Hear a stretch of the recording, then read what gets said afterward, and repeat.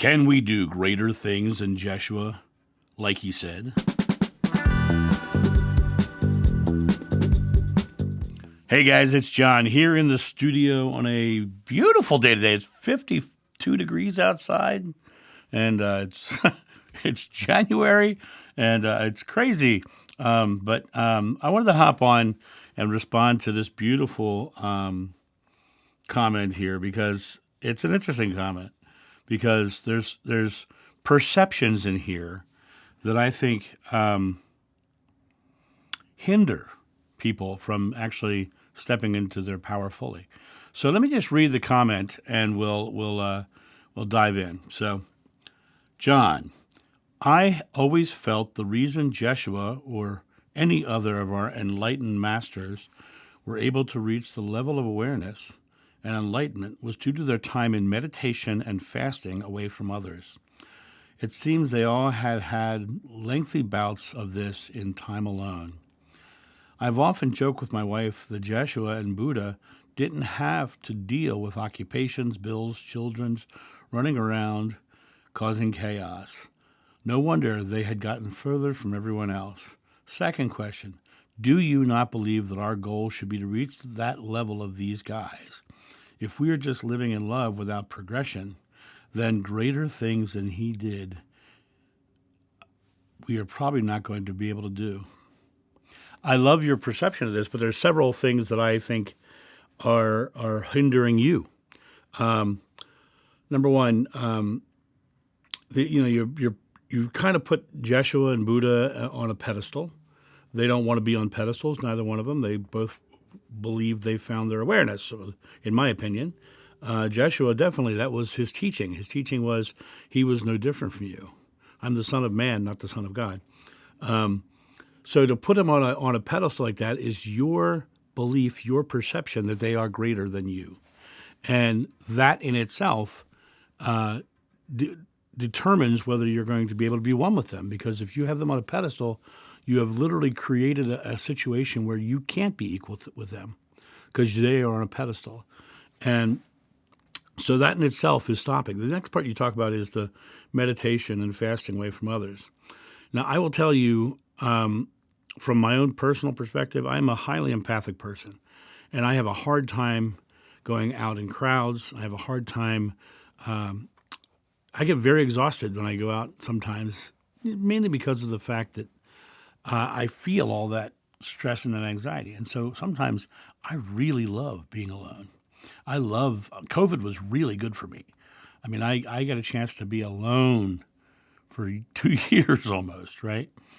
And so going away and being alone to me is not a meditation or spiritual practice.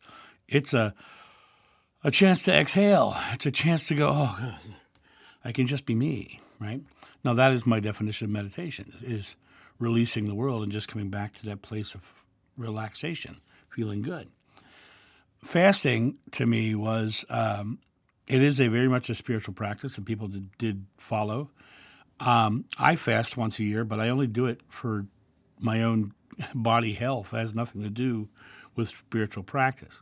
I don't think there's anything in the physical, be it a method, modality, technique, or dietary style that we need to reach enlightenment. The Buddha said the secret to enlightenment is the eradication of fear, right? So now let's jump on to the next part. You say they didn't have occupations and bills and children running around causing chaos. You're absolutely right. Instead, they had a militaristic Roman army over top of them, killing people all around them. They had Judaic preachers who didn't like you to deviate from their religion, and so they put you on trial. They had to suffer every day to find their own food and clothing and shelter. So the troubles of the world in their time was far worse than yours. Far worse than yours. When you focus on the idea that your occupations, your bills, and your children are causing chaos, and you have a roof over your head, you can pay those bills because of that occupation. You literally have many, many blessings, and you've just listed them. The fact that you can pay those bills, that you have wonderful children running around, and that chaos, if you choose it to be chaos rather than thinking of it as just fun and creating fun, that's great. That's your choice to think your world is so rough and hard with occupations. How would you feel about walking down the road with your wife, and next thing you know, someone walks by and your wife has to cover her head and hide herself and walk behind your husband? How would you feel about that? Because that's the world he lived in. That's the world he is living in. Think about living in under the rule of the Taliban. That's much closer to what Jesus was living or Jeshua was living than what you're living now. You have more freedoms than you could possibly know, and he had none because they always were chastising him. He ended up crucified. You're not going to get crucified. It's not going to happen. He lived in a harder time. So the fact that you're saying, I can't do it because they didn't have all the troubles I have, they had far worse than you did, I promise you. Next part is, you said, do you not believe that our goal is to reach the level of these guys? Now, once again, we're going back to that level. You've put them up on a pedestal, right? I think it's a matter of stripping away our fear, just like the Buddha, who you quoted in here, or you talk about here. The Buddha said, the secret to enlightenment is the eradication of fear. Well, everything that you're talking about, your occupations, your bills, your children, that's all your fears. That's your fears that are running amok in your life because you've chosen to be fearful of them. Not being able to pay the bills. The kids are going crazy, and it's just, oh my gosh, this is so nice. And then the occupations, if I don't get ahead in the job, if I don't keep my numbers up, all those fears. Those are all just your list of fears, right? Secret to enlightenment is the eradication of fears. Now, in their time, they would go away, get away from each other, just release from fears. I will tell you, I have met people who have tried all these different spiritual practices, transcendental meditation, all of them, right? I have had more of the spiritual experiences they want than any of them. I've been out of body. I see energy flowing. I see energy right here in this room. Astral travel. I actually projected thoughts into people's mind. I've watched people heal themselves. I've talked to people through the higher self. I just like to, my in the morning when I go sit in love, that's just me going, letting go of my fear and just being in the fearless state. Your question really is about your belief that it's not possible. Greater works than I have done, you will do if you have faith. This whole comment is a lack of faith. This whole comment is I can never reach that height, that level. Well, there are no levels. Imagine if you had two people leaving on a trip for the same destination.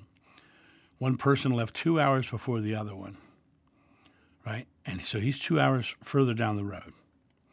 Is that person better than the person who hasn't left yet? Nope. They're just on a different point on the path. But that person who's a little further down the road, they can choose to have the responsibility of saying, hey, if you come this way, there's pitfalls and challenges that you can avoid by doing this. And that's what all these enlightened masters, and I'm putting quotes around that because you did, right? But that enlightened masters is a belief of yours, right?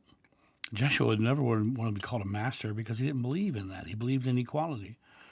Greater works than I've done, you will do. He washed his disciples' feet to prove he was no better than they. Both of these questions have this thing in there about enlightened masters and their level, right? There are no levels. And when you eradicate your fear, as the Buddha said, what happens is you start to realize that there are no levels. It's all one.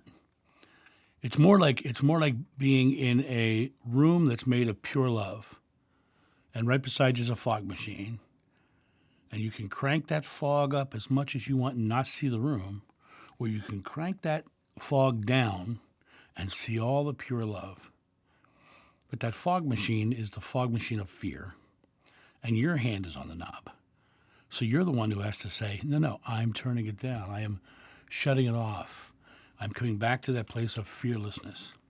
If you really want to have the enlightened experiences, then you have to come to be very present and very fearless.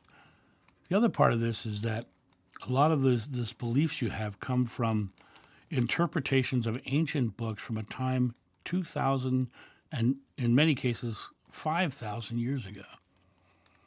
It was a different time. And there were things written for a contemporary audience, right? The interpretations are not accurate. And so when you come to the place of realizing that even all the big woo-woo light show stories you hear, many of them aren't even true. They are the fish story. The fisherman catches a guppy and says he caught a whale, right? And embellishments and the idea of making him a messiah when he turned that role down. He turned that role down. But they still pushed him into being a messiah and started creating stories around him that were not accurate. But he found his enlightenment. He found his place. He found all of those experiences. And it's a matter of realizing that if you put him on a pedestal, you'll never get there. Because it's the pedestal itself and the belief that he is greater or higher than you that's keeping you from releasing your fear and accepting your equality. So that's my thought on this. You guys have a great day, and I'll talk to you soon. See ya. Bye.